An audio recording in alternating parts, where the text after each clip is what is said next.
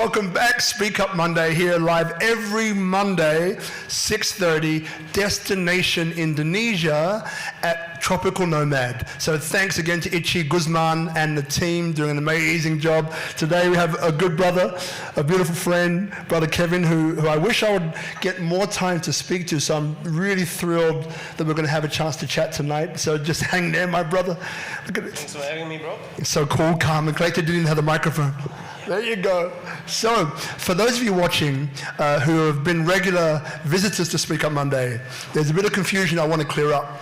So there's three different types of Speak Up Monday. Speak Up Monday Destination Indonesia is with a live studio audience that we have here at Tropical Nomad, 6:30 every Monday. Come and join us. Come and be part of this. It's great. It's the people that you meet, actually, which is even better. That's one. The other version is called Speak Up Monday Inspiring Humanity, and that's a podcast which then allows us to go around the world to leaders. At the moment, it seems to be on Clubhouse, but anyway, around the world, interviewing some incredible leaders from around the world, which is great. And the last one is purely on Clubhouse, and that one starts tomorrow morning, so that GMT plus green juice coming in. So green juice alert, green juice is Tropical Nomad, word up to the juice, right? Good timing. So come on in, darling, come on in. So what we have, okay, is 7 a.m. GMT plus 8, that means Bali time, Clubhouse, Speak Up Monday, go there. Or if you're in the US, I think on the PST, which is the West Coast, it's 4 o'clock in the afternoon on Monday. And finally, in New York, East Coast time, it's 7 o'clock on Monday afternoon. And that's where you're going to do the Clubhouse. And we've got Swan VR, who's this amazing VR and NFT. 100 million viral views. She's amazing, can't wait. Now, but we're here in the studio. So Brother Kevin, my man, welcome. Robert, my brother, my man. So let's get to it. So what I love, so for those of you who want to be on Speak Up Monday, we have a little form to fill out, and part of that is, what's a title that comes to you for this Speak Up? And the title that you chose about capitalism and education, first, in my mind, in a way, doesn't fit. But when I think about it a little bit deeper, I see that it fits absolutely beautifully and perfectly. But for those people who perhaps were in the position that I was, kind of struggling to find a way that it fits capitalism and education, the future, how would you describe it? So first of all, thanks for having me today. Yeah, so appreciate you so much, brother man, and the development over the time. Yeah, I remember one of the first Speak Up Mondays here with Rhonda. Yeah. Insane. Look at the setup here now. Look at how many people are here. Thanks for everyone. Appreciate that as well. And yeah, to come back to your question, actually it totally developed naturally what and how I would describe capitalism and education. Because I have to explain directly a little bit about my We'd love you to. We'd love you to. I never found something that really fulfills me in life, right? So it was always like something that was empty, that like pretty fast a career, and like recognize super early that something is always missing. And now I can really and truly say, like, every day I'm living more in alignment, I'm living more and more into the direction of truth. And this is how, on the one side, our hedge fund and pretty soon our bank developed, and from there the education platform developed. And these two companies are just the beginning, because we have also different other layers like foundations, and are investing into startups that we believe in for the future, for our next generation. Got it. So when you say the future, so for some people it means different things. Yeah, I've got 2 kids, 4 and 6. The future for me has now been kind of moved a little bit thanks to them and being with them every day and so on. So the future for you, so when someone says the future, what comes up for you? What does it instill you with? It's a super interesting question, because we're living in exponential growth. Right, so I can't predict the future, but I can predict like somehow the next month or the next weeks as good as possible. But what I really mean with future is everything that inspires me and that motivates me, and to look in the morning in the mirror and to start my day is thinking about my next generation, thinking about the next generation around in my environment, and creating actively this generation around me. This is what moves me and what I really would describe as future when I say future. I'm not talking about flying to the moon, maybe soon, but this is not what I mean with this. It's really about like what impact we have for our next generation and for the environment directly around us. So yeah, thanks. And then, so when it comes to, you mentioned the environment, and we'll get into human beings in a second as well. So, is there a connection for you, maybe from when you were younger, of the environment, human beings being super important for you? Which human beings, you mean? Yeah, so the human beings and the environment, where did you, if you did get a sense of the importance? Because what I get from you is incredible love, right? So when I look in your eyes, maybe you guys can't see so closely as I can, but he's got these beautiful green hazel eyes, right? And you know what? Like, it's kind of pulling me in. Thank God his partner's here. But his eyes, like, they say that like, what is it? You can see the soul of a person through their eyes. And I think that's so true, right? And when I look at someone like Kevin, right, he's just got these amazing eyes. Like, there's something that's just drawing you in. And so what I feel from him is love. Right? It's this beautiful sense of love. So I guess where my question is that if that's what I told you, which I just did, right? There you go. I just told you. I love you, man. I see Gavin going, I love you too, man. So if I say to you, you have this sense of love in you, where would you say that love came from? Where did it emanate from? That's already pretty fast, a pretty deep question. It's complex. It's really complex. So I can't say anything else that I experienced like very, very, very heavy love throughout my childhood and throughout my life so far. Of course, with a lot of ups and downs. But when I look into it, so my parents got divorced pretty. Yeah, I was pretty young, so I was 2 years old approximately, and I was continuously, we had this talk once privately, right, and I had continuously to dive between the two worlds, yeah, of being on the side of my mother's family, and being on the side of my father's family. And I'm actually so happy that the only way they really, really did it is and try to keep me on their side is with giving more love and like really, really give me everything they see and they saw and they could think about it. Even though there were a lot of mistakes, of course, but that's also why I was always super, super, super confident in everything that I did, because I know like everywhere was this security net that protects me somehow, right? And from there, I just went through everything, yeah. So from professional soccer to career to MBA to soon doctor to whatever I do, right?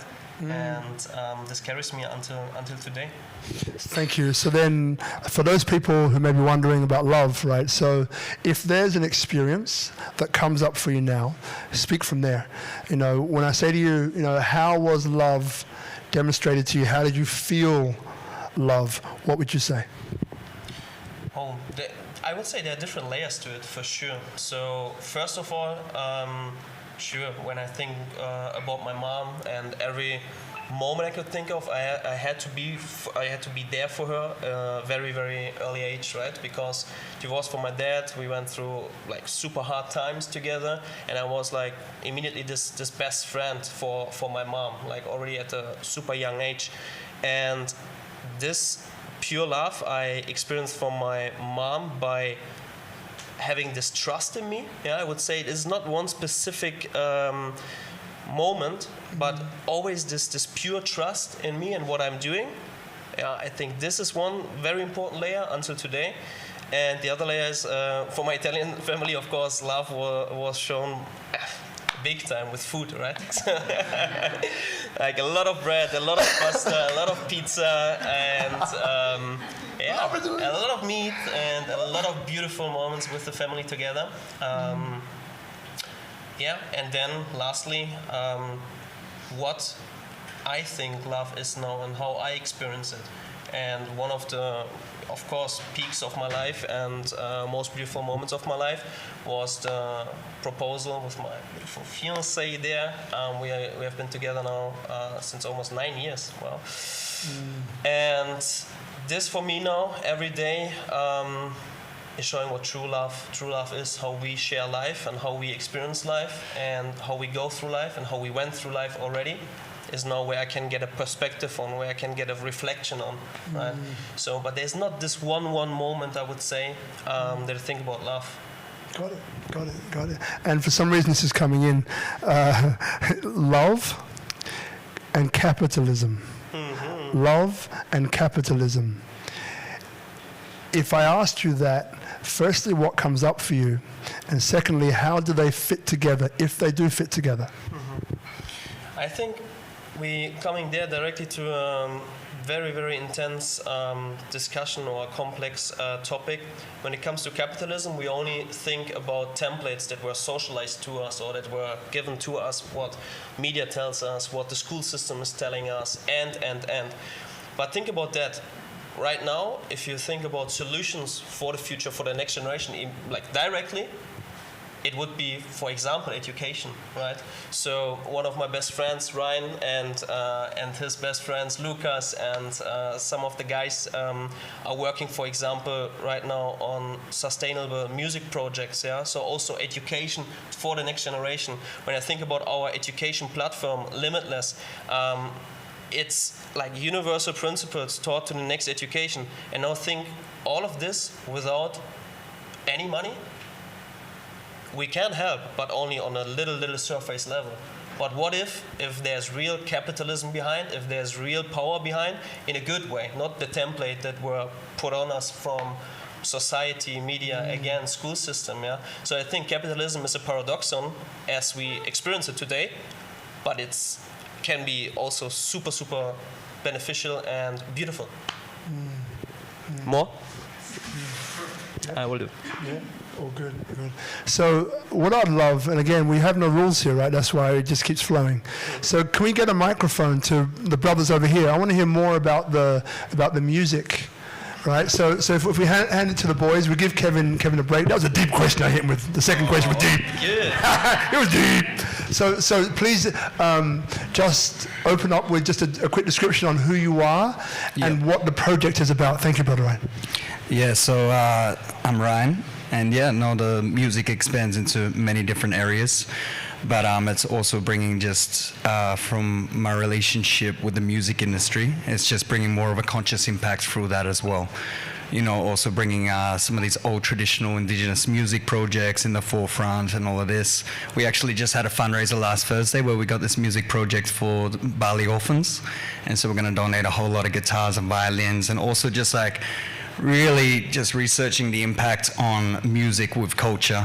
And so the whole curriculum is based on old Balinese songs recomposed into like guitar and violin to like, support their traditional Balinese language like that. So there's many projects. Like, I don't want to take it for like an hour, explaining all of that, but it's just also the impact of just what music does for our subconscious, our consciousness, and just really, bringing like the highest production quality within that. We're building a studio up north, about an hour north of here, and we're going to just be recording with some of the most amazing, talented musicians on the island. So super blessed to have them all around, and just collaborating with a lot of producers around the world to just bring those prayers, those forms of pure consciousness, that pure love energy, but in the highest produced way. Love it. Yeah. I love it, man. So then, can you connect, which I think you just did, but can you connect the love with education? Well, I think, education without love isn't really education. So, yeah. I mean, so let me get a bit deeper. So you use the word consciousness. Yeah. Right, with love. So for some people, the word consciousness is a little bit of they don't quite get it. They don't quite understand. So could you explain it, what you mean by consciousness in the context of love? Well, I might reflect something from the whole opposite end, you know, because I remember when I was living in LA and I got given some of the dream music opportunities, you could say, you know, where people are like, how could you turn that down? And I went to, you know, I was like, you know, showcasing and had this big team built around me and, you know, showcasing for founder Red Hot Chili Peppers. And I don't need to go into that too much, but I found myself into a songwriting studio where all the songs that they were producing had like 500 million hits on this and that. And they're like, okay, we want to work with you. This is the plan, blah, blah, blah, blah, blah. And they're like, but we're going to have to work with you our way. And they're like, all the melodies, rhythms, algorithms of how we create music control people's minds. And it was at this point of when I realized like my innocence was actually ignorance, and then that's when I was like introduced to more indigenous elders of how they've been using music as a form of healing for thousands of years. So I think it's like I think the love is a choice at the same time, and it's in our innate nature to do that, but we've been in such a polluted society where we're just polluted constantly with so much bad music and, you know, so much, everything. All of our senses are just polluting and programming our reality in some certain way. So then when you start going to more traditional cultures and how they use music as like an offering to the earth and ways of like teaching, you know, just, you know, innate lessons that we should be learning, it just brings a bit of a switch like that. So I think, you know, the love is a choice within that, but for all of us to really take a reflection of what are we programming ourselves every day, what are we listening to, you know, and then really look at ourselves in the mirror and be like, am I happy with what I'm looking at, you know? Love it, man. Thank you, Brother Ryan. I really appreciate that because, you know, again, we don't plan where this goes, we go with the energy of it. So what I'm getting is that, you know, the education through the music is so powerful because it's reconnecting us with the earth. It's reconnecting us with our own biorhythms, with who we are, right? So that's a different view of education that some people probably would have had, but now they've got something else from you. So I really appreciate it going in that direction and you explaining that. So thank you, my brother. Really appreciate it. So then, Kevin, so let's go back to Germany, right? You know, so there were a few periods of time there. Oh. Yeah, I know, but it's important for us to get to know you, right? So this Speak Up Monday isn't necessarily about what you've done, but it's about who you are. And to know who you are, sometimes we need to dig a little bit deeper. Sometimes it might be a little bit uncomfortable, sometimes not. But that way then we get to really, because we see, okay, there are two things that basically underpin Speak Up Monday. One is that people inspire people. So people inspire people. And the second one is Bhinneka Tunggal Ika, which is unity and diversity, which basically means in the Western world, you know, embracing unity, diversity, and inclusion. So even though this beautiful man here looks very different to me, right? Different eyes, oh, there you go. Right? It looks very different to me, but we're the same. So we have fundamental differences that define our story, but underneath that there's this thing that brings everyone in this room together. So before we had a chat of where everyone is from, I think we pretty much covered the whole room. Yet there's something that connects all of us, which is this exploration tonight into education and capitalism. So that's something else that connects us. So this is a deeper meaning behind the work that we're doing and why I love it so much. So yeah, my brother, this is the last question on Germany, which means it's not the last question on Germany. Oh. So tell us, you know, what was one of the toughest times for you in Germany and what did you learn from it? Oh, there were a lot of tough times I went through. So as I said, the love and trust always brought me into extreme situations. What I mean with this is, for me, there was never a halfway, right? So I couldn't just play football. I needed to be the best, right? I couldn't just go to school. I needed to be the best or the loudest. Yeah? One of the two. And for me, it was like a long time pretty much clear that I will get a professional soccer player, right? So there was nothing else. I went to the highest form of school, but I was like a bad student, right? So in every imaginable way, right? A very bad student. And because for me, in my head was already clear, I visualized it, and I was like already the professional soccer player, and that's how I interacted and how I behaved. And then at the age of 16, 17, somewhere there, yeah, it hammered me. So it was so clear that there won't be any career for me, that I won't do like a lot of money with it. I earned already, I had like a pre-contract and blah, blah, blah.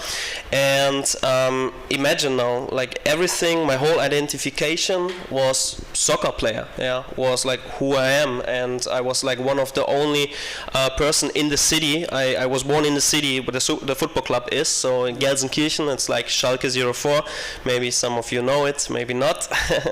And all of a sudden, I was gone.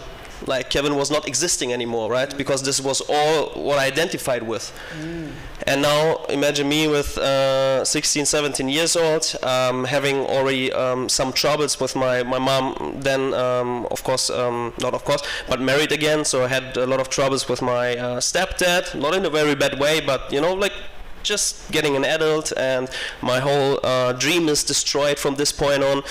And there I was, what could I do? So not a soccer player anymore. And then for me it was instantly, it was like one day I was like, okay, I have to move everything into the direction of education, because I didn't come, or I don't come from an entrepreneurial family, right? So my father has restaurants, but you know, this is solopreneurship, not like entrepreneurship. So for me, this world was fully not existing. Like how people earn like a lot of money or something was just professional soccer player, and then, oh yeah, maybe I will get a psychologist or like a teacher, and then life will be fine.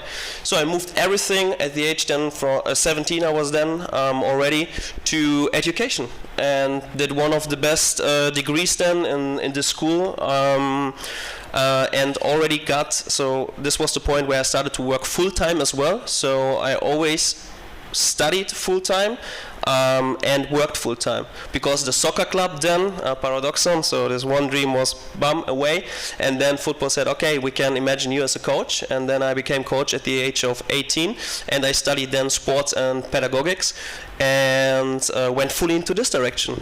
You know, like what I'm getting from you, as everyone here, so put your hands up if you think, is Kevin driven? Is he a driven guy? Yeah, who wants to know where that came from? Right? No, because this is partly what it's about, right? It's about passing on the things that we have done to help us to get to the person that we are today. Yeah. So if I say to you, man, and I find you incredibly driven, and I know that you're incredibly driven, right? But like, where did it come from? Because at the end of the day, right, you know, as you said, you had this big dream about football, you visualized it, you were on it. It's like, this is my identity. This is who I am. Then overnight, done. And then a lot of people would probably say, well, this is my identity that I've been looking forward for many years, visualize the whole thing. Now it's done, I'm done. But you didn't, right? So you changed. You said, you know what, that one's done, this is one done. So that's why, like, where does this drive come from? And is it something that other people can muster, can find themselves? This is my question. So I don't feel like then I'm in a position to give advices on that. I just can share my subjective experiences and like, yeah, my opinion on that. For me, it's pretty easy to explain. Okay. So it's a huge like father complex, right? Because my father never gave me like this attention or confirmation that I'm good. You know, for him was always, everything was okay. I was one of the, you know, like biggest talents. Was like, yeah, it's okay that you're playing for this club. Yeah, it's okay. Then I was one of the best students. Is it good to have just like the best note? Is it good or not? Like he didn't really know and didn't give me the confirmation, and I just moved on.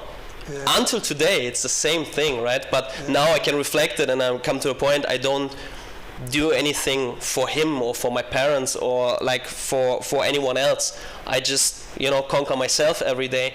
But when I really reflect it, it's this, yeah. So not getting the attention or not getting the confirmation of doing, yeah, society view on it, like highest forms that could be done during these moments, right?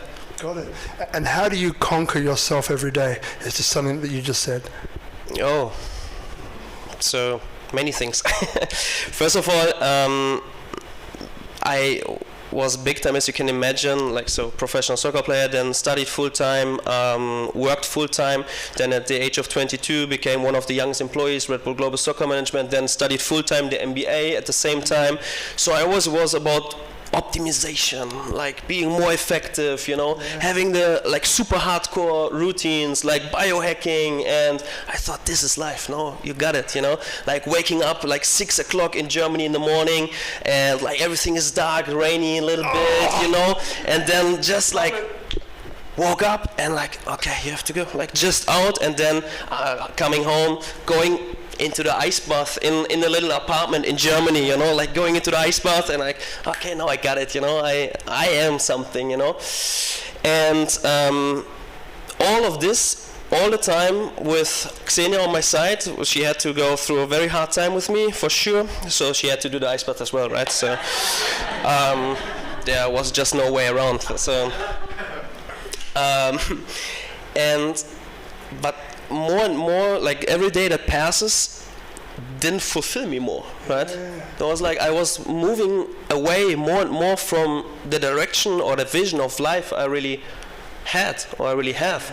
So it was like, you're doing this every day, you're being so disciplined, like reading, biohacking, the ice bath, like doing sports, study, having this time then having the MBA, not drinking alcohol, like plan your days, being super effective, and then coming home at the evening and like fully exhausted and like not fulfilled and not really happy, and then having also, because everything was fine, we earned good money and had a pretty good life, like a lot of holidays, but then coming home and have also somebody on your side where you see the like shining from, or like the lights of the eyes like went away more and more and more from every day to every day, and like normally you think like, oh, I conquered the day, now I can lean back, and then you look into the eyes of the woman you love, and it's actually not like you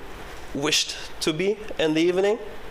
It's like gave me a like super hard time to realize what was happening and to realize what could be a change. Yeah, and this I can truly say from the bottom of my heart. If Xenia wouldn't be there, if we like almost 9 years didn't go through all these times, maybe I wouldn't find out who I really have to be or where I want to develop to, and I think this is a super important point of my life, having her, since I went through all the career and super high level things. Yeah. See, thank you, my brother. Like this word fulfillment, I think is such a powerful word, and I think it's underrated tremendously, because what you were saying was that, you were driven by those things that we call it the father thing, but you were driven, right? And by the way, I love that mongrel, right? I spent time in Australia recently for 25 years, and we call it the Aussie mongrel, right? It's like, right? Mongrel, like a breed of dog, like a mix.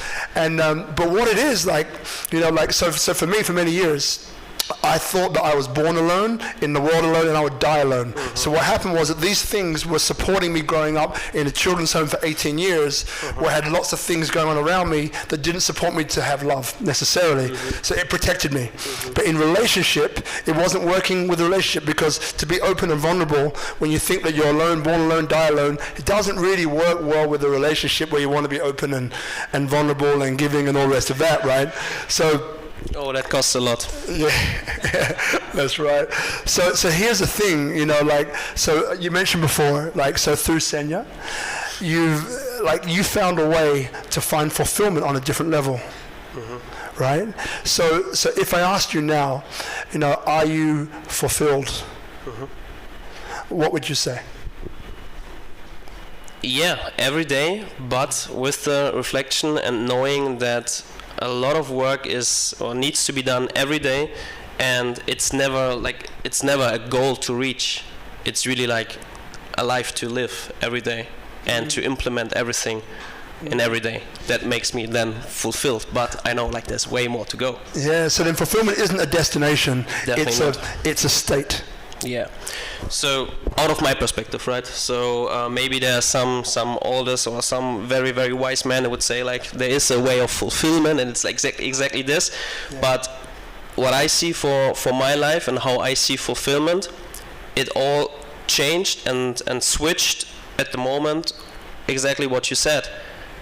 As I realized, or once I realized, there isn't a goal. This is not a goal. It's not the goal to close 10 deals for, I don't know, 5K, and then next month, and then this will happen. No, definitely not. It's a way you have to really live every day. And I think real fulfillment is to have not only the right, to have the option to give, receive love every day, and somehow to living in alignment so that you don't have to hide who you are in the business as a leader of a company, who you are in your relationship, who you are in your social life. I think if all the different fields combined and synergize more and more, and you really can be who you are in every field you're walking, I think this is fulfillment to me. Yeah, I can just share this of today. And okay, now I have a hard time. I have really to hold on that no tears are coming. So today it means so much to me that so many people are here, that coming from so different places of their past, of what they're doing, of if it's business, if these are friends of mine, or everything combined. And it means so much to me. I have to call out one person, Lucas. Hi, my brother. He came just from Ubud, is doing a lot of projects with Ryan together, and not, as I can say that really, not like in the 9 to 5 every day, right? So, and being here today, listening to me, to a topic that I committed to tell everything from the bottom of my heart, just means everything to me. This shows me this is alignment where I can really move into the direction of life I desire, because I combine fields of mine and I can be whoever I am, no matter in which field I'm walking. If it's like my meditation friends, if it's business, my closest partners and everything in the business, if it's my relationship, or if it's sitting here with you and just be who I am. And this is like, this fulfills me with a lot of love, appreciation, to experience those moments, to bring together and synergize people, ways and energies to one moment like this here right now. I think this is something that, yeah, I will always be grateful for, and what I will work for every day. Thank you, my brother. Respect, man. Respect, man. Respect. You see, like, this is, what I love about this, and it's because we're all getting to know you. I'm getting to know you. Yeah, can we go grab some more water, please, guys? We've got a jug over here. Yeah, thank you so much. Amazing. Yeah, we'll get some water, brother. And you all right? Thanks a lot, Senya. Yeah. So, okay. So then moving forward. So now we've got an insight into who you are. I love about, the question which actually came up was one of, do you believe, and you can see this question, remember, it's not really about the questions that I'm asking, it's what's triggered by them, right? Thank you. Thank you, darling. Appreciate it. Thanks very much. Right? So, do you feel that in a way your life is guided, or do you feel as though, well, actually, this is something which I've made choices and decisions about, and therefore it has come out of those decisions and choices that I am where I am? That's really, really complex. So, I would say about the guidance, I would not feel that I have the right somehow, or like the knowledge to speak about that, what really is guiding me, or what really, I have the feeling that I'm guided, definitely. You have the feeling, huh? I have the feeling, definitely, yeah. There's also, like, I have to share this, the cross, I'm not wearing a cross because I'm super religious. Actually, yeah, Ryan, we still have to change this, yeah, the guy didn't reach out yet. So we'll change this, transform this. This was just the last gift of my grandma, right? Which I still feel today be super, super guided from, right? Because every time in my life it was like at the edge or like super at the border. Sitting now here, like living a beautiful life in Bali, and people just see what's on the surface level is nice, but we all know, if we like truly reflect, that there are layers to it, and there are ways to it, right? That we are who we are today.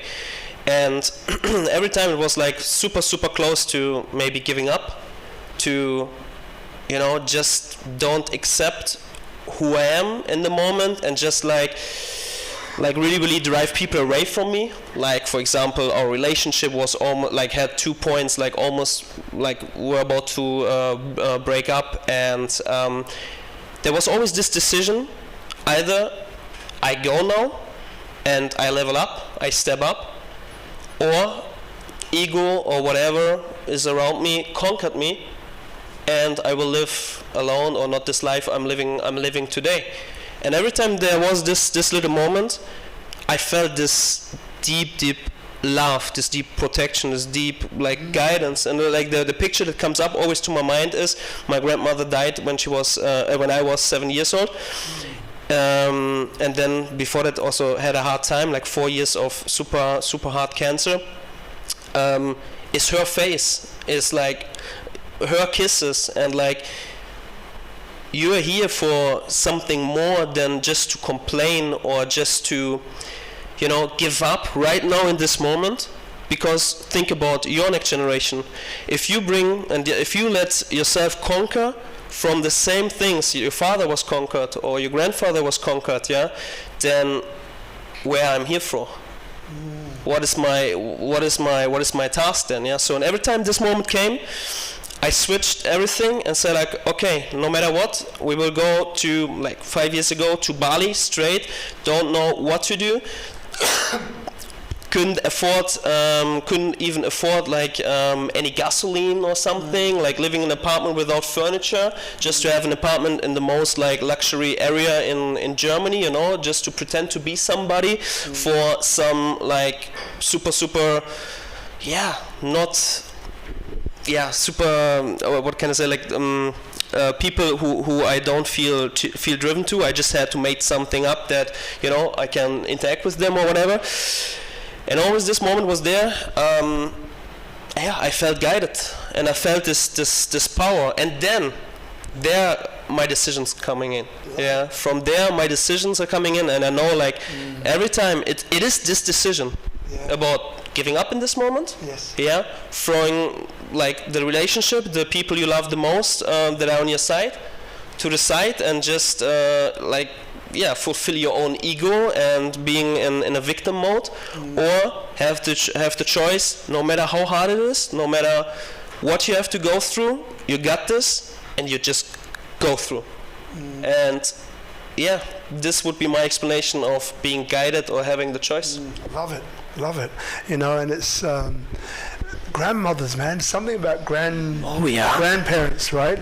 There's something about them, like where they come from, or I don't know, but like my grandmother, Jamaican, and so my family is connected to Martin Luther King, Malcolm X, Marcus Garvey. They're all Jamaican Maroons.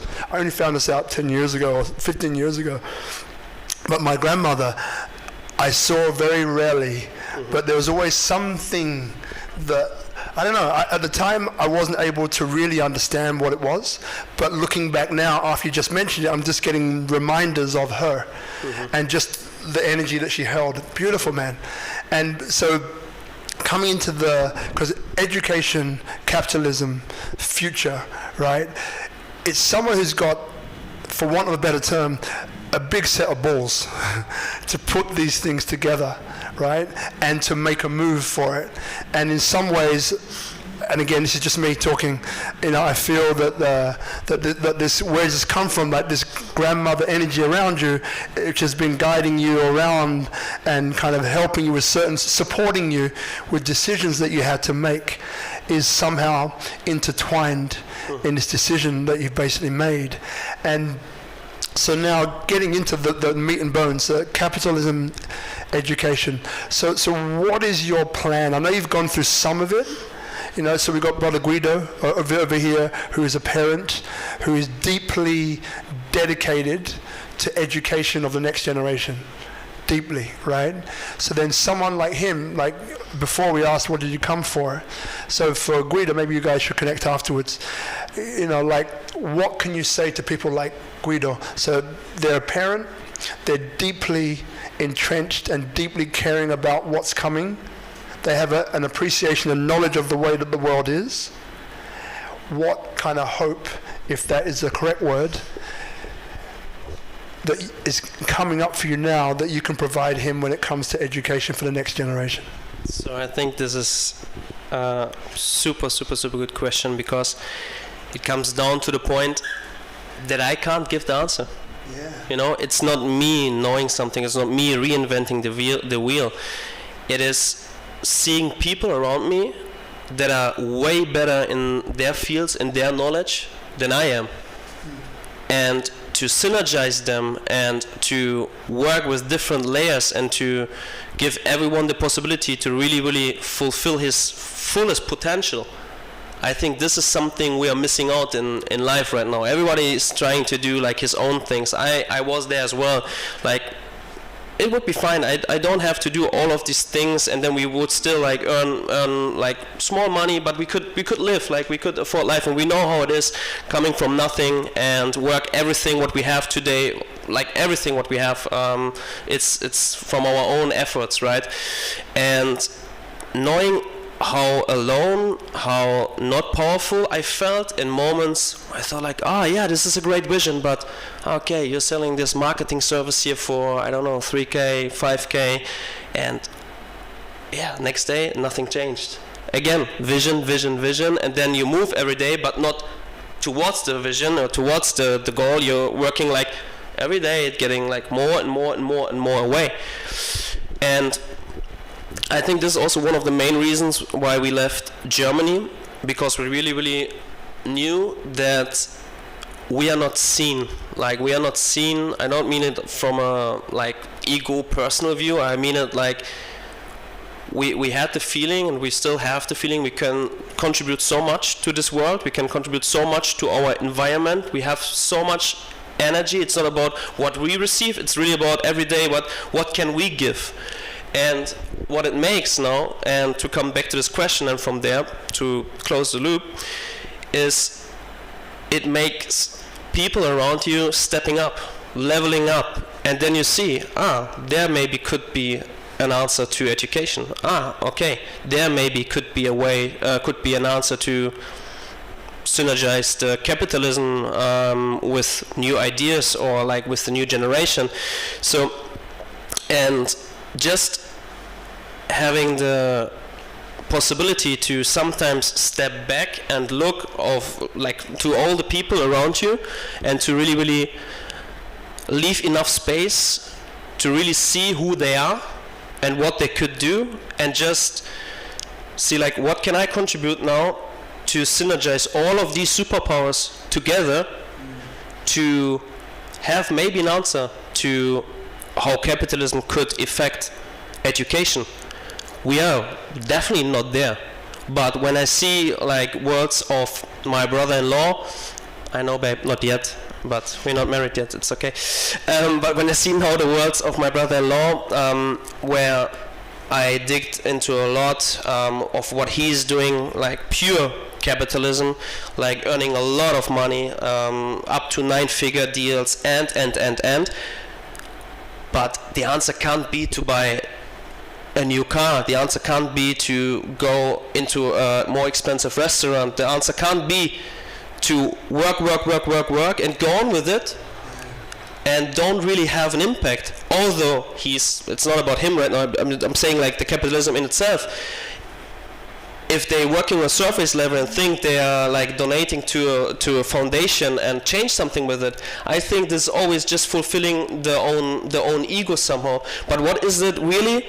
what they could contribute. And I think a lot of these people in these traditional areas of banking, of hedge funds, of like super rich families, I think they somehow, not all of them of course, I'm not speaking in general, but it's what I see, somehow lost the feeling to see the real beauty and the real qualities of people around them and what they really could do with money and. So now, to close this loop, seeing education, people who have huge visions on education, no matter where artificial intelligence is developing to, no matter what blockchains and different technologies are developing to, but to see how someone can completely break down the education system and says like, okay, this could be a solution. Yeah. Okay, education on a foundation base could be a solution. Education on like a global perspective could be a solution. I don't have the answer for that, but I'm surrounded by people, and this is one of my biggest credos of life. I'm surrounded by people that are way better than me.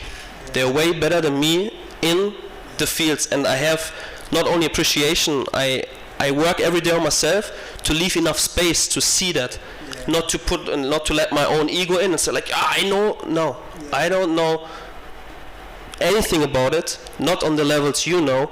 And for example, a very good friend, one of my best friends here, Gavin, exactly,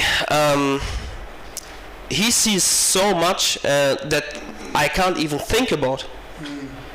And imagine now me just being on the, I don't know, hedge fund side and like working every day through numbers and like in a cubicle office and like drinking one coffee after another and like talking about how I can now afford the new Ferrari.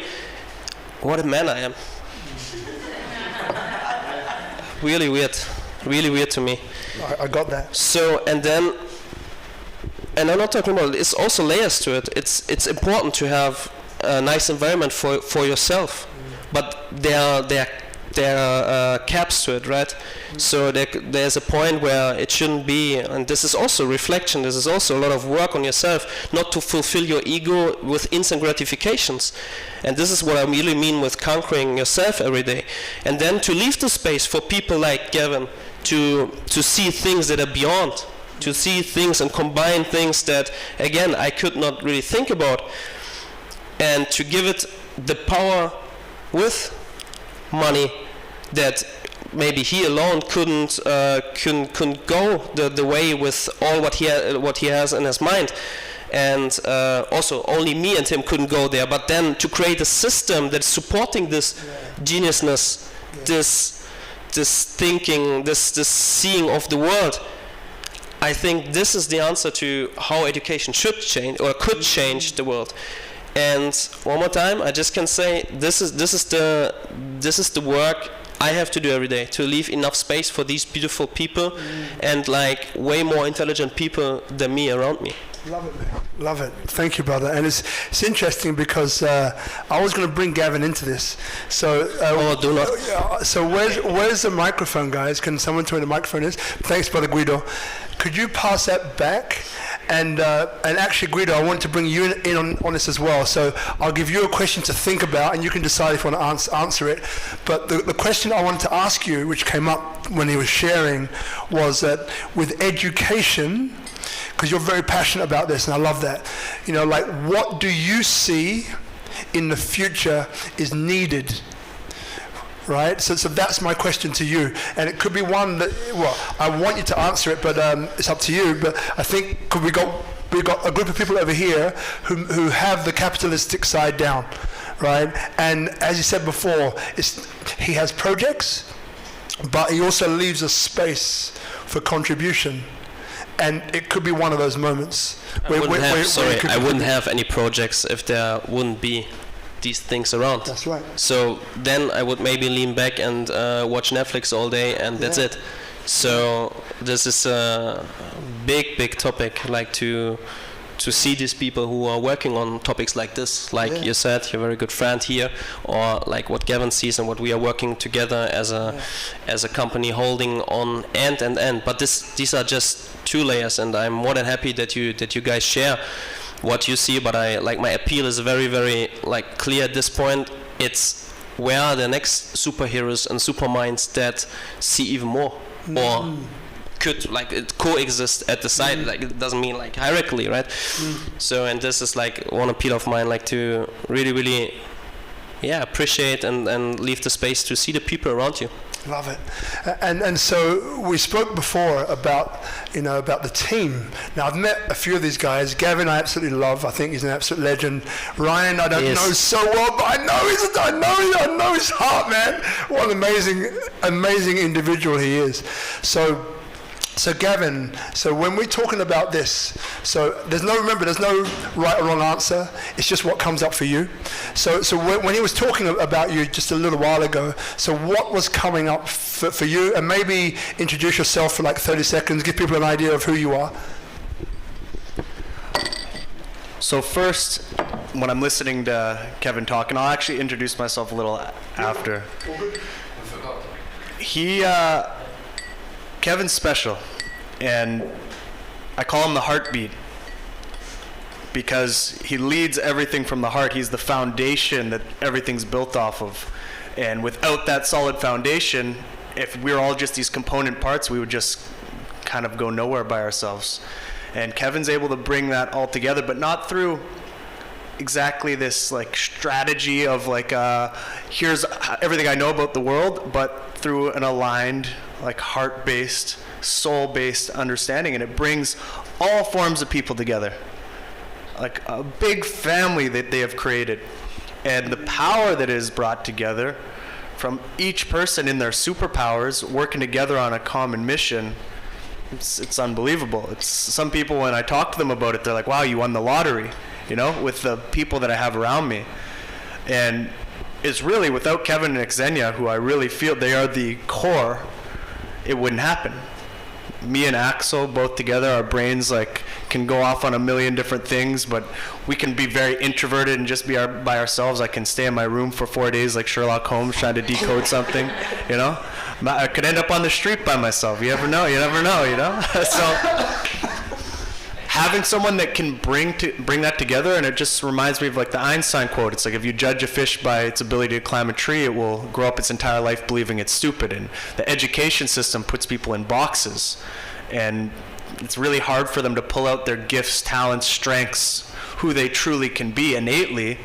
And they can be condemned for some of the things like maybe music, It's like, oh, don't do music, you should go get your doctor degree, or you should do, So people end up a lot of times unfulfilled because they're living somebody else's life or what they're told they should live. One thing I believe with Kevin is he allows, and Xenia, they really pull out the best in you. And imagine if you could be educated in that way with that kind of love around you, bringing out who you are and collaborating together on a aligned mission. So, Xenia, if you don't mind, darling, what comes up for you, Ben? Because I think you're making a lot of it. So Guido, if you pass it forward just to Xenia here in front. I just want to hear what comes up for you. I think I missed the question, right? It's not really a question. It's more about what comes up for you now. Love for Kevin, love for Gavin, this whole conversation. Like, what's coming up for you? I think what's coming up for me is like that we are on the right path. Seeing like all these people around us, seeing that all these people that we are always surrounded by, that they show up on days like this, is showing and have time for us or for Kevin. It's like showing that we are doing the right thing and surrounded by so much love and appreciation. Showing us that we need to do more and to do more for the people around us. Yeah.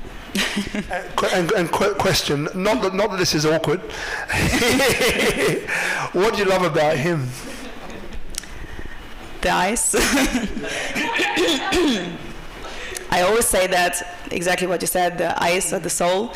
And when I fell in love with Kevin, I told him that I will fall in love with your eyes, because this is something that will never get old. It will be always the same. And this is his soul, which I see. She loved me already with 13 years old, yeah. I can believe that. But yeah, it's definitely the fire, and that we push each other to do always better. No matter if somebody wants to give up, there is no giving up. It's like pushing each other to do more and giving each other the feeling that you can be more. Always. There is never a point where we would say like, oh no, stay where you are. Love it. And thanks, Xenia. So Guido, would you like to make that comment? You feeling anything into this? Okay, first of all, I want to say thank you, Ryan, because you really touched my big pulse. Okay? But obviously, we're all here together, and it's because of you, we know, and you made Kevin. So we're all, I would say, not one of us is in here by mistake. I just want to make sure of that.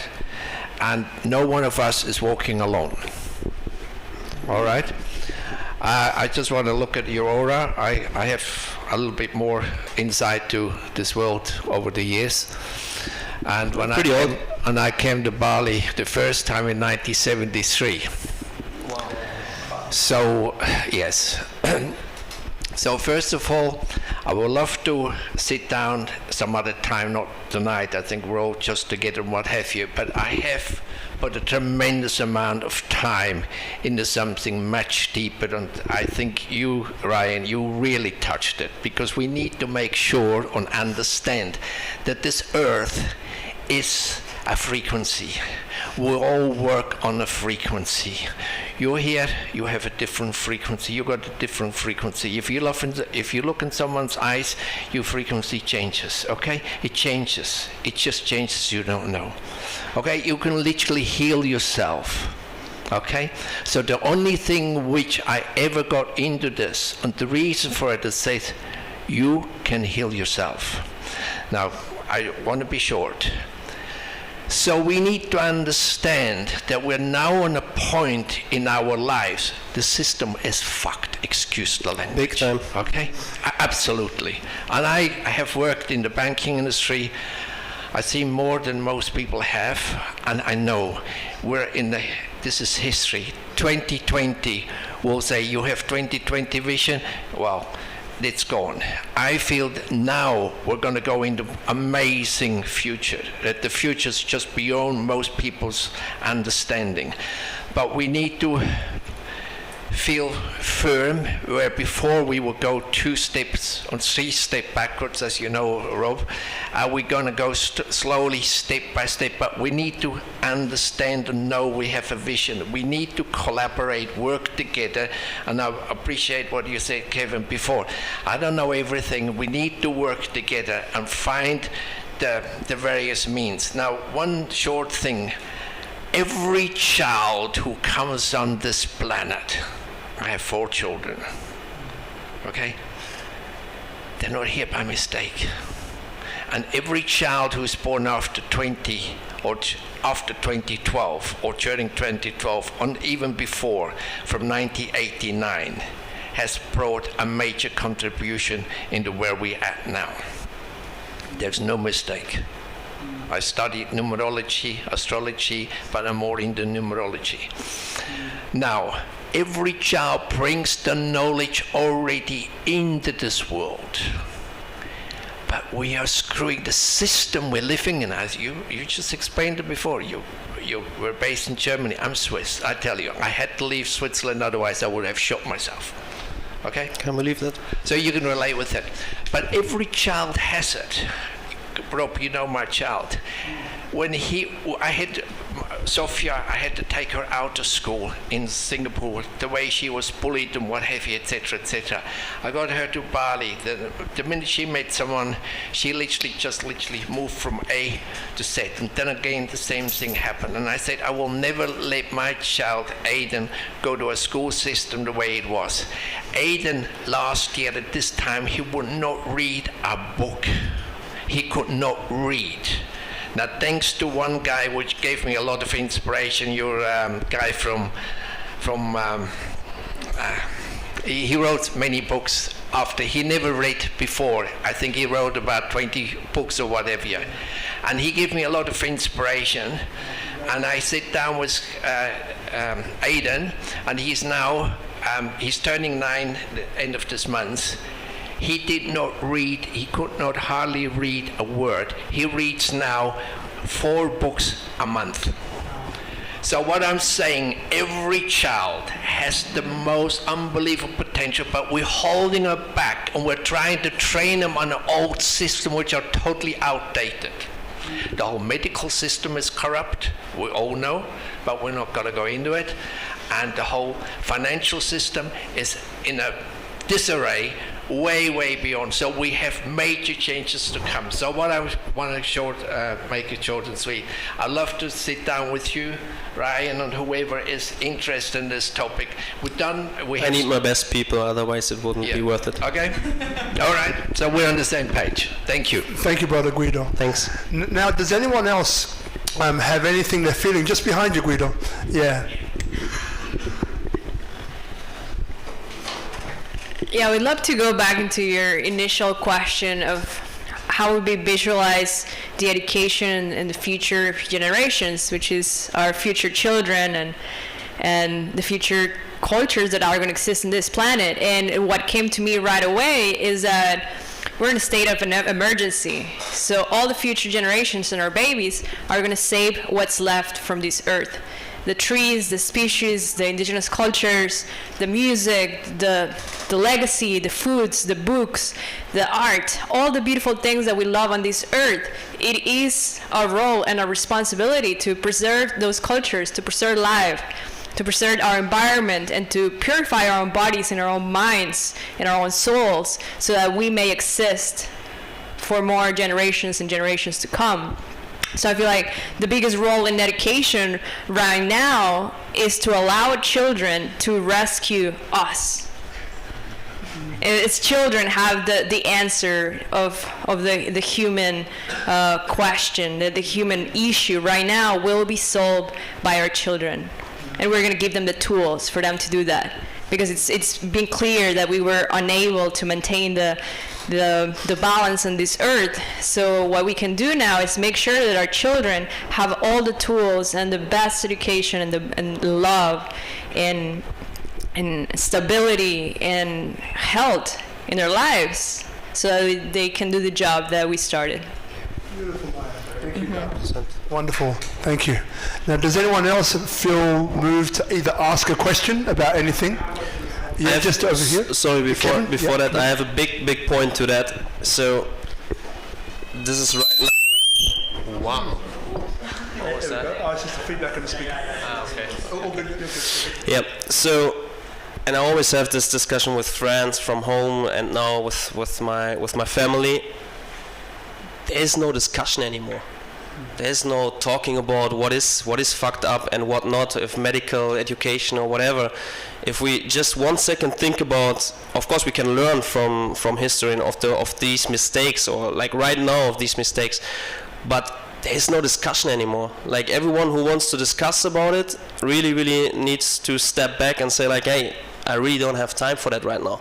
There's just one way, and this way is like everyday work into the direction of tomorrow.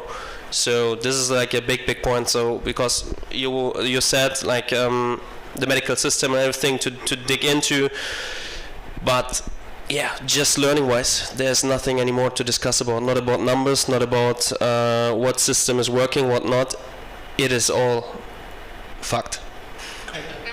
Period. Got it. So now we had a question from the gentleman over here. Yeah. I think there are two topics that we are going near today, and I'm very passionate about the topic of education and the use of money. The first is that we don't take the time to learn the talents and individuality of each person. We have a homogenized system that teaches every person the same and expect every person to perform in the same way. So you're having these homogenized tests in schools, and you just learn to repeat history and math and all of that, and you're not using the gifts that each of those people have that can be completely different. You can have an artistic intelligence or a mathematical intelligence or something like completely different, and there's not an attention to each individual. The groups are too large. There's not enough time for each teacher to go deep with each student.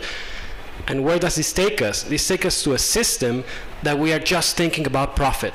And this is a problem, because the schools are only thinking of taking more students and being able to take more money, and then we go out into the world and we want to make more money out of everything, and this taints every single production line of everything. Let's say in the music industry, we want to produce more pop artists that are easy to listen, so that we destroy the taste of the people. We give them something cheap to just get by, when we could be producing like more beauty instead of just profit, instead of just Let's more. talk about that.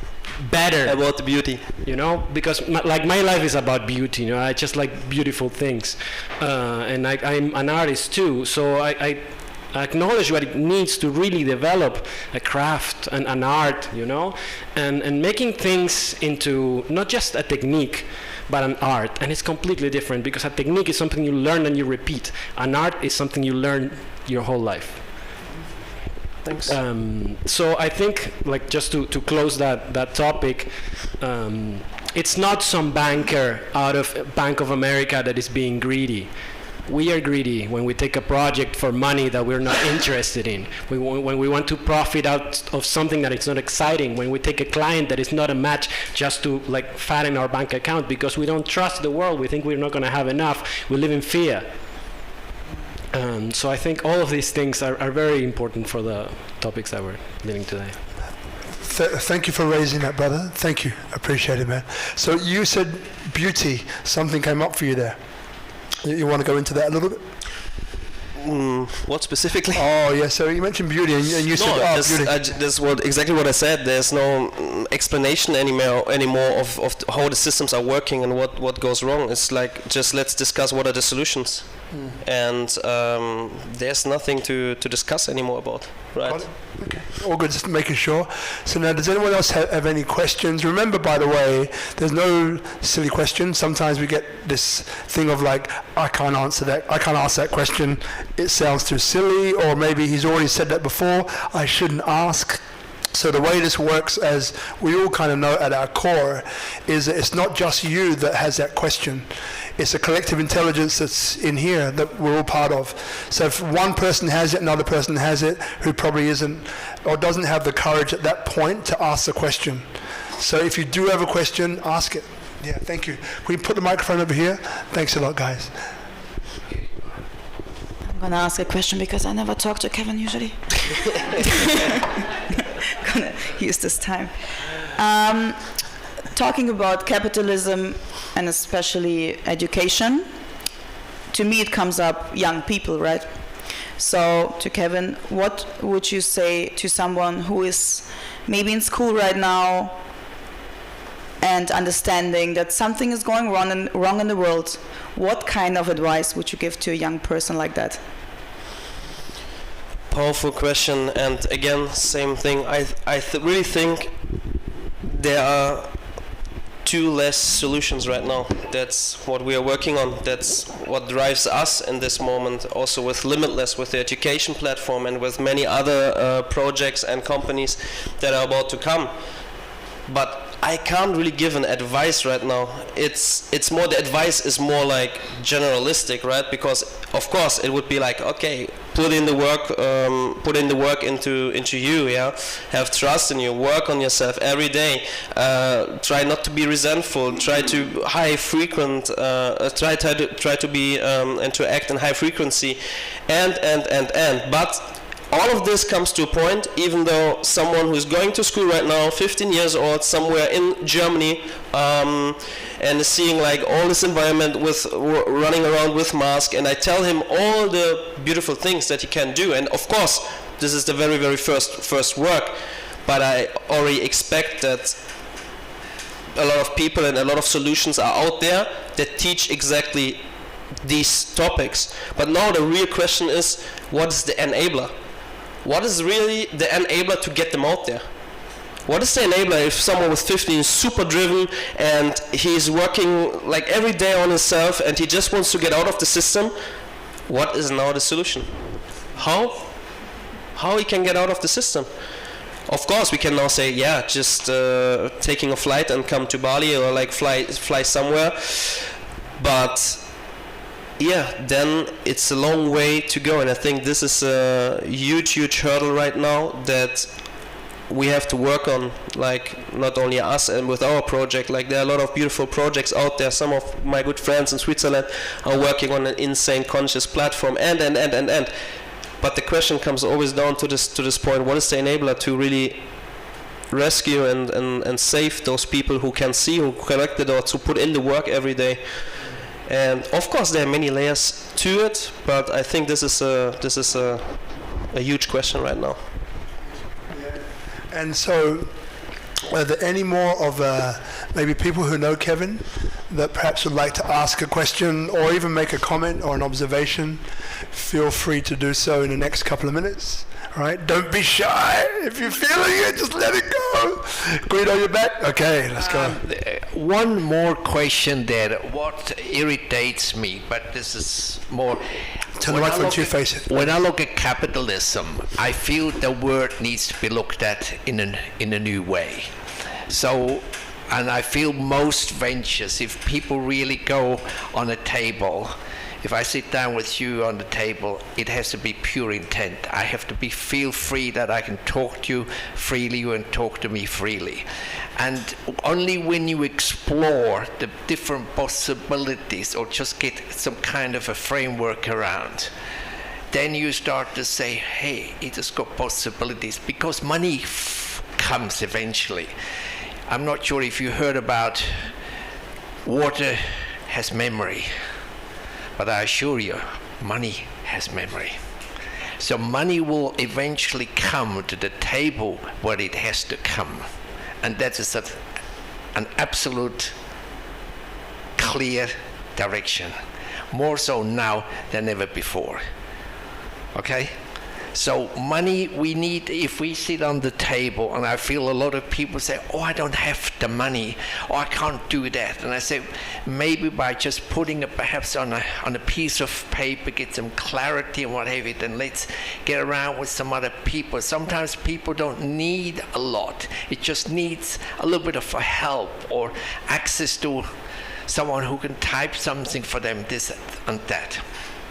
And today we have a global network. I mean, you obviously have a global network. I have a global network. I mean, a lot of people have it now. So everyone can help this and what have you. So you can make big changes in a very short period of time, as long as you have an open mind. And I never forget the little postcard I saw here in Bali some time ago. The only thing is missing, open the parachute. And that's open up your mind. Thank you, Brother Guido. The only thing missing is opening the parachute. Open your mind. Love it. Love it. So back to you, Maya. Yeah. So I have a question for you, Kevin. I would like to know, how do you visualize yourself in 20 years? What's like the next evolution of yourself? Just like you explained us, what was your past 10 or 20 years ago? Where do you see yourself 20 years from now going and delivering to your society and to your human family? So first of all, I will look younger than now. I think you would, actually. Let's see. Now, I think that's again like a very complex question, but it comes down to the point, like working every day into this direction of like being better, like contribute, just giving the space to receive love, to give love, and seeing the people around you. I think that's the exact same I see myself in 20 years, and then there are a lot of things around that I can't foresee. We are living in an exponential growth time where even the next year is not predictable. So what I can contribute and see myself in is, of course, with my family, with my beloved people around me, being there for everyone, having like insane people around me that are affecting thousands, millions of other people, and to have this compound effect, to have this synergy created from the core, from right now, here today, this is something I can visualize myself in. Beautiful, thank you. Love it. Thank you. So one second. So Yeah, one thing I want everyone to understand about Kevin, which is very rare these days, when everybody's on Instagram all day, distracted from all directions, he can just shut it all off, and he can be present, and he's focused more and more on every time he's with you, He's there. He's present with you. And how rare is that these days, right? Every 5 seconds somebody's looking at their phone and they're distracted by something else. And I see his work in that place, and then it inspires all of us. And then all of us start being more present. And he's bringing it out, and then Ryan and Lucas are around us. And if we were to look at kind of the industries we're in or the different places we're in, it would almost seem from the outside perspective like we're not supposed to be, you know? But I don't feel that at all. I feel everybody is so heart-based, and there's something for everyone to contribute, and we're all open-minded enough to like respect each other and feel that. And want to thank you, Ryan, for that a lot, because you've really helped us so much. But if you think about that being versus doing, you know, Kevin's just an example of being, and it's very powerful. Love it, man. Okay, pass it to Lucas. Lucas, I haven't heard from you, man. So whatever's coming up for you, brother, and then we'll close this pretty soon. But let's love to hear from you, brother. Yeah. Thank you. Yeah, a lot of things has been coming up through my mind, through my field, watching all of that. I think it's really beautiful to point out that the solution always comes to the fundamental base of everyone coming together and together connected in the human heart, because that's a lot of the sickness that we see nowadays. It comes from the disconnection from our hearts. It's that separation sort of mentality, you know. So I think things are a little bit flipped upside down in society nowadays. I think we live in a society where wisdom was replaced by knowledge, and knowledge was replaced by information, and the information is all of those tips of the iceberg that everyone is trying to change in a way, but nothing is like efficiently changed, because we don't go down to that root, to the base. You know, I'm very inspired by the wisdom keepers, by the indigenous people, because the wisdom, it always comes together in how can we live in harmony with nature. You know, the elements are constantly giving us life all the time. You know, the water gives us life when we were in a mother's womb. We are born when our mother's water break, you know, and it touches the earth. Everything we eat, every material of our houses, you know, everything we survive from, it comes from the earth. It comes from the water. It comes from the magnetic power of the fire that is beneath everything. It's like the air that we breathe. You know, like we breathe the same thing that the tree exhales, you know. And the tree breathes the same thing that we exhale. So we must have like a common destiny with the tree somehow, you know. And I think that recognition, that respect for what gives us life every moment, I think that makes us constantly tap in a frequency of giving of more than taking. And that's what brings us all together to make a change, you know. It's so that's my way of seeing things, you know. I always come back to this root, you know. I'm only inspired by those people that live in harmony with nature. So I think it's like how can we bridge this ancient wisdom with the modern way of society, because we see that the technology nowadays is going towards a place that people think it is advanced, you know. But if we look back on the old times, the more we go back, the more advanced the technology would be, you know, because the technology was something that is used to benefit, is a constructive process. We see things going today in a way of destructive, you know. The things like we gotta have the remembrance, you know, to help us out. How can we bridge that ancient wisdom? And thanks God there's still wisdom keepers in this world that help us out, you know, with the way that we are going towards. You know, how can we educate, not coming from a programmed mind that just will create even more sickness? You know, how can we come together in this fundamental base of that every human heart knows, you know? So I think that's a complex topic, and but I just really wanted to share that, bring that awareness, you know. I think that everything can be found in nature, you know. So yeah, thank you so much, and I love you, bro. I love how open-hearted you are, and how that inspires of you creating the container for people to come together. That's what we need. See, I always have like more intelligent people around me. That's what I say. You know, so look, we're going to bring this to a close now. Sure, yeah, come on, man, no problem, yeah. Yes, thanks for having us here. I think I agree that the world can be chaotic and it's very far away from perfect. I just think when we concentrate in what's wrong and only concentrating in problems, our actions or the solutions we can bring, they don't take the full power in a way of saying it, because our creation, our manifestation is a consequence of what was, right?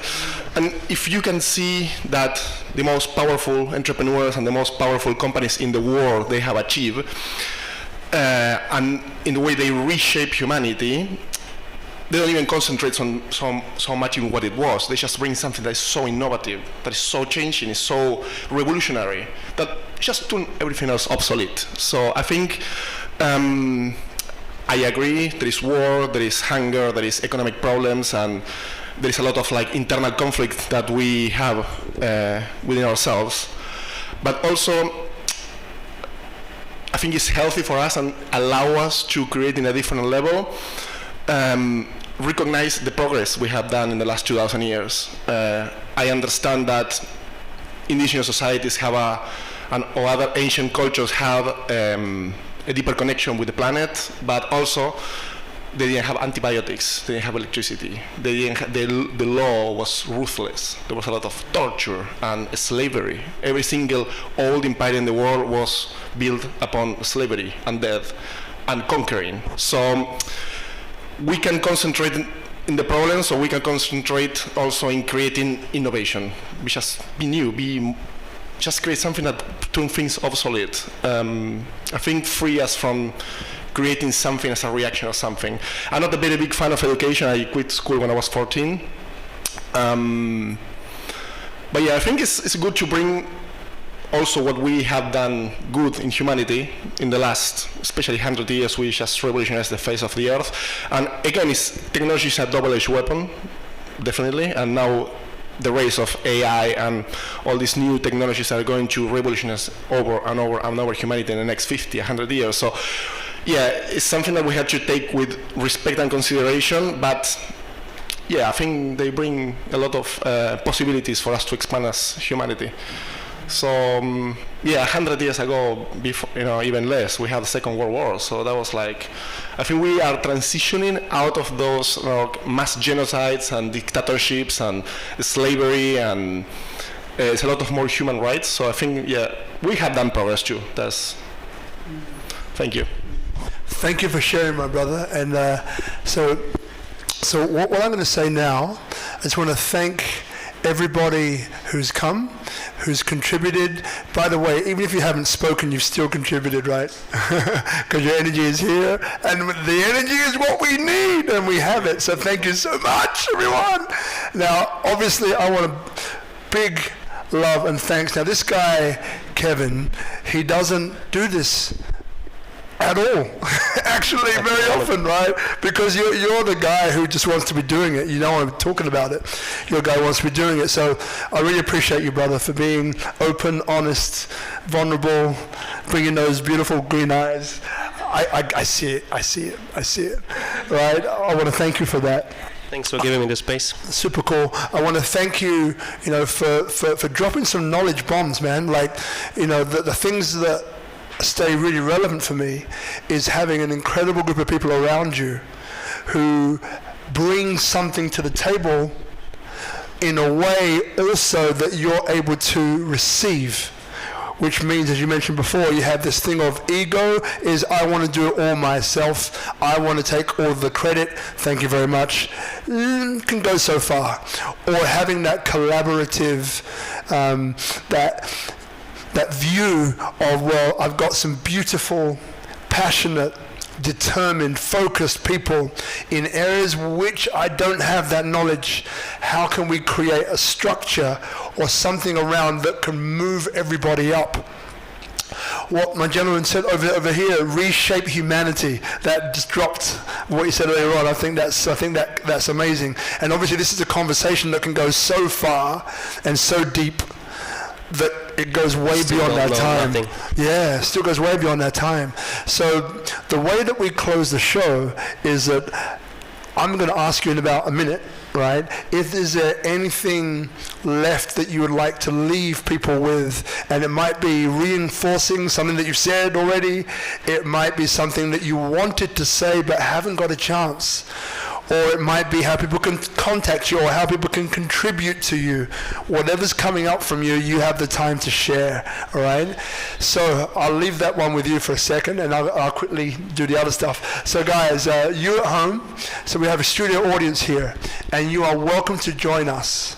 And this is where the juice happens, right? Because the studio audience, we have a frequency of alignment, a frequency of contribution, a frequency of collaboration.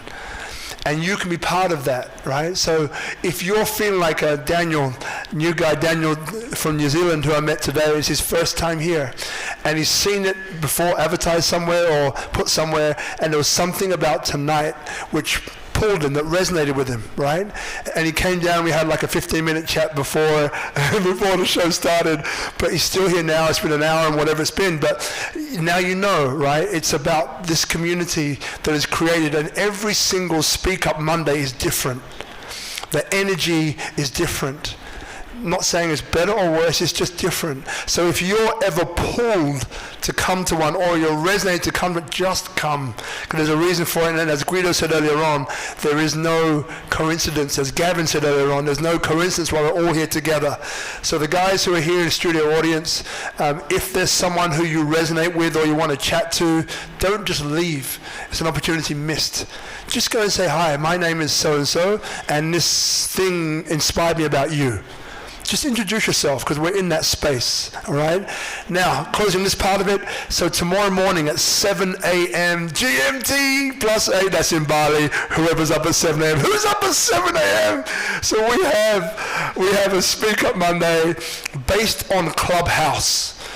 And the group is called Speak Up Monday.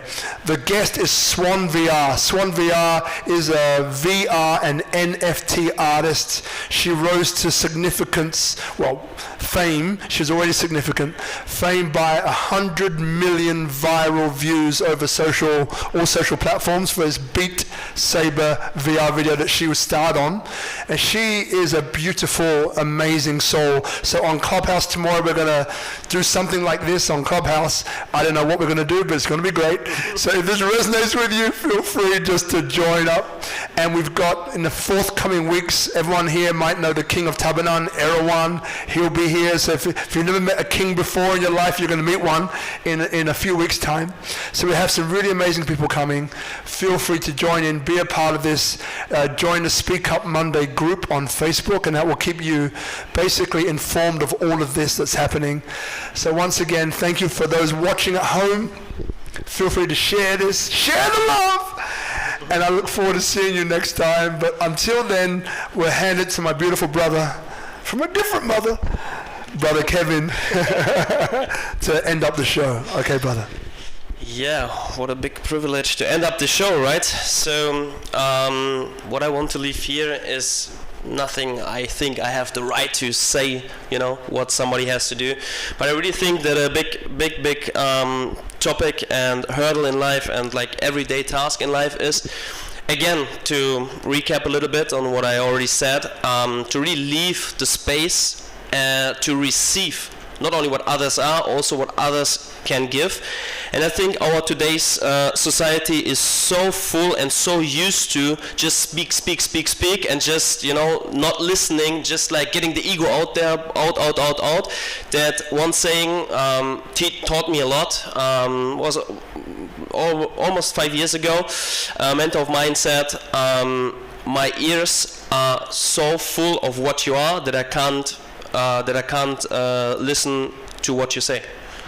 So I think this is again big hurdle of life. Imagine next generation, you have children already, and we just tell them put again the templates on just tell them how the world is, how it functions, and not speak in more universal principles, more like real wisdom, and leaving the space, diving into the rooms of other peoples, of children, of like whatever you're surrounded by, even animals.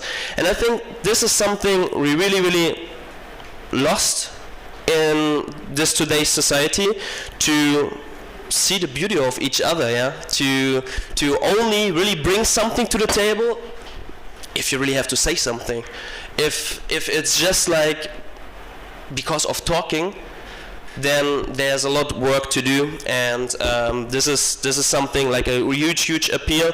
And to close the whole picture, to recap this, I wouldn't be here and I wouldn't be what I am today, what I'm super thankful for, if I wouldn't leave the space for the people around me to teaching me every day, to show me what life is about, to show and share their joy and happiness every day with me.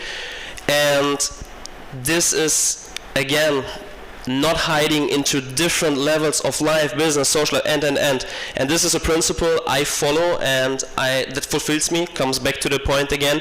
And one more time, thank you for being here, to everyone here. I have such amazing people around me, and I know that I will do everything every day to contribute as much as I can and to bring as much as I can to the table.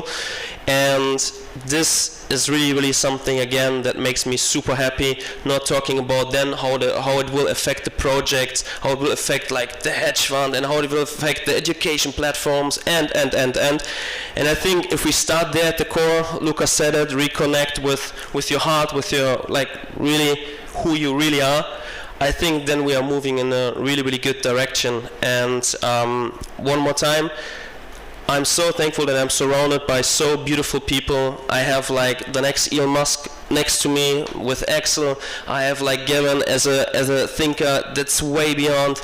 I've got beautiful people around me like Ryan and Lucas, who really teach me, how to really be present, right? And I'm willing to, this is something I see. If I again think about my aim in life, business, this, no, it's about to have the freedom to be present, like pure presence, 10 hours a day, 12 hours a day, with your children, diving into these realities with the people around you. And I think this is such a big task, and now I get a reminder everywhere.